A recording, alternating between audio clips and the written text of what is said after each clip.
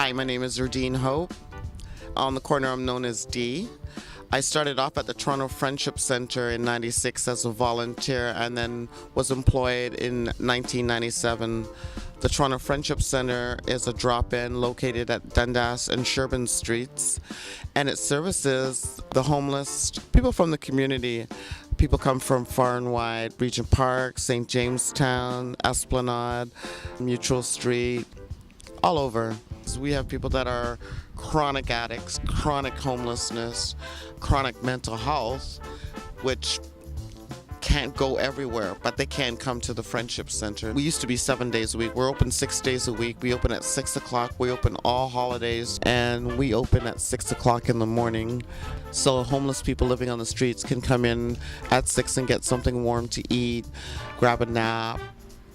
You know, we have phones that they can use. We used to have computer illiteracy where they can, we taught many people how to access emails and reconnect with their family and stuff like that.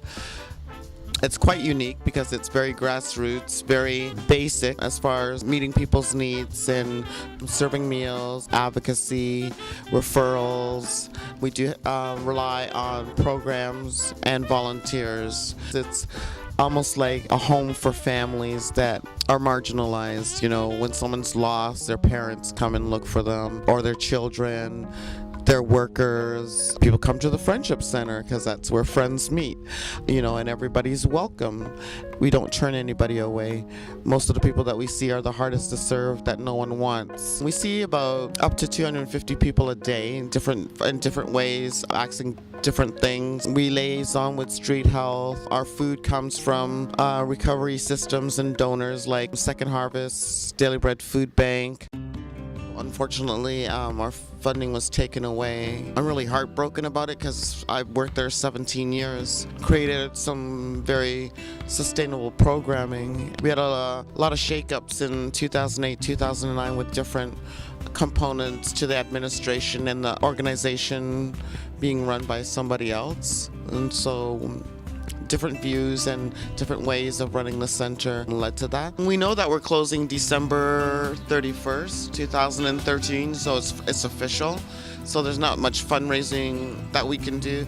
We are fundraising within programming to give the last few months some credence. I've already locked down some Thanksgiving dinners and trying to make it the best Christmas because we're closing New Year's Eve. How ironic.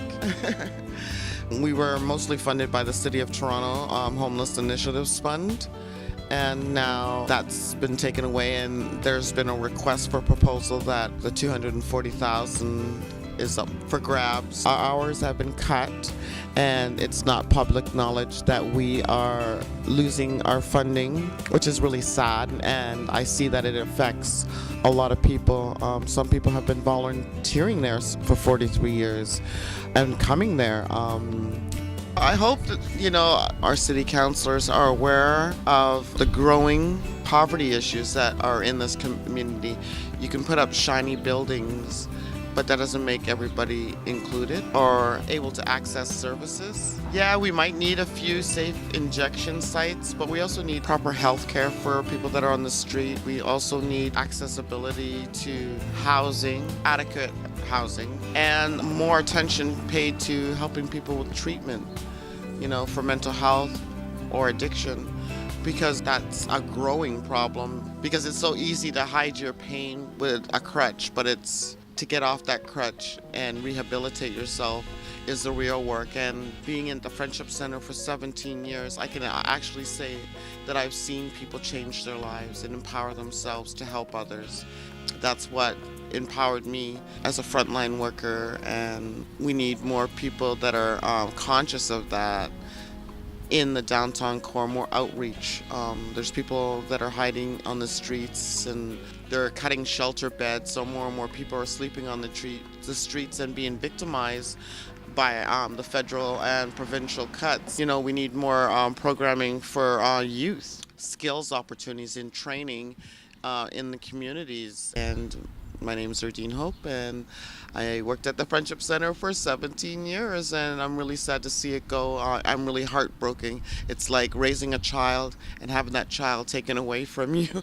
I mean, I can't describe it any other way, and I know for the people that I loved or come to know as family, um, it's going to be hard to separate myself from that. So, thank you.